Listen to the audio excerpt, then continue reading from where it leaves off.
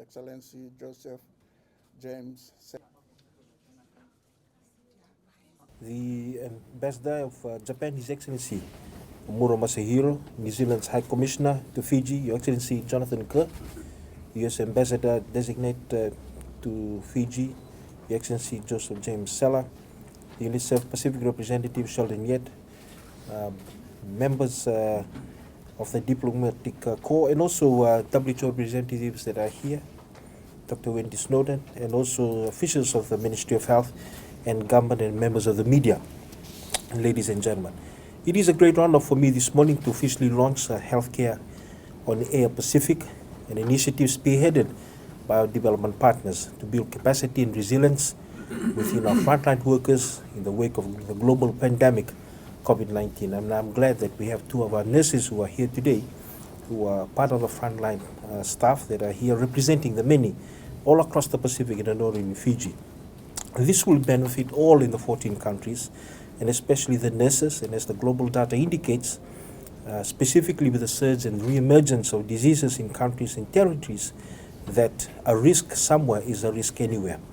And the presence of communicable disease in one country represents a threat to the entire Pacific Island countries. And this morning, the Honourable Minister for Health from Tonga, and again a very distinguished nurse, the Honourable Minister Amelia, was talking to me, and we were on the phone this morning, just talking about some of the things and some of the challenges that we have right across the Pacific. And you can see that it is so important that we connect regularly in the roles that we play in protecting health right across the Pacific.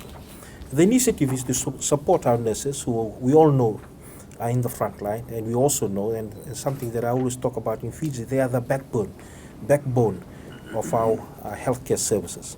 They are the most predominant staffing in any Ministry of Health around the Pacific and in Fiji, and it has come at a better time as the government, through the ministry, we are embarking on remodeling exercise of all our services so that we seek to remain relevant in the global shift of healthcare services and its innovation. This remodeling initiative is founded on the need to deliver health services in a COVID-safe manner that also promotes universal health coverage. And when this issue of universal health coverage that's been preached and been talked about right across the world and championed by WHO, including us, with COVID-19, when we looked at all the remodeling of the services that we needed to do, we realized that it actually captures the ideas and the pillars of universal health coverage. And we need to be able to make sure that our services are equitable and they are being able to be delivered in a timely manner. The global focus on health services is a shift towards decentralizing tertiary care services to reduce patient load and human density in healthcare settings. As we all know, that also healthcare settings or even hospitals were epicenters of COVID-19 in areas and places all around the world. And also ensuring that we turnaround time for these services is shorter, and with a high quality of services being pushed out to all the vulnerable areas and the vulnerable communities. Consistent with these aspirations of universal health coverage, the Fiji healthcare services have evolved over the last decade in ensuring that we reach the unreached and we leave no one behind. We had started with our surgical outreach programs from before, but much more in earnest over the last year when our FEMAT was EMT certified by WHO, and using that fixed emergency medical team, the fixed emergency medical team hospital, which is mobile and has a mobile capability, and also the marine vessel Vevueti, we're able to take our floating hospital and its services into the rural areas and also into the maritime areas. This has, in a number of situations, reduced the need to airlift emergency cases, and not only saving lives, but also saving costs in terms of retrievals. Much of the developed countries' remodeling and transformations that are happening at this time are also looking at digital health care service provision through initiatives that involve improved virtual care capacity and telehealth. We anticipate that Healthcare on Air program will benefit nurses in all the 14 countries of the Pacific, improving their knowledge and clinical skills to remain safe while handling COVID-19 cases as well as other diseases. You may also be aware that there has been in some countries significant deaths in healthcare service providers who got infected with COVID-19. And it is the role of this program is not only to make them aware about how they can be able to better provide services in wherever they are, but also to give them tips and also evidence-based practice in how to keep them safe. And I think that is so important, is that we continue to push out the safety of our frontline workers and our healthcare providers. And as I said, the two nurses that are here represent them today. It is also providing an avenue to ensure ongoing capacity building. And that is something that I am very passionate for as a Minister of Health, having come from an academic environment, that we continue to make sure that our staff, they have the current evidence, and also they are being built in terms of their professional development.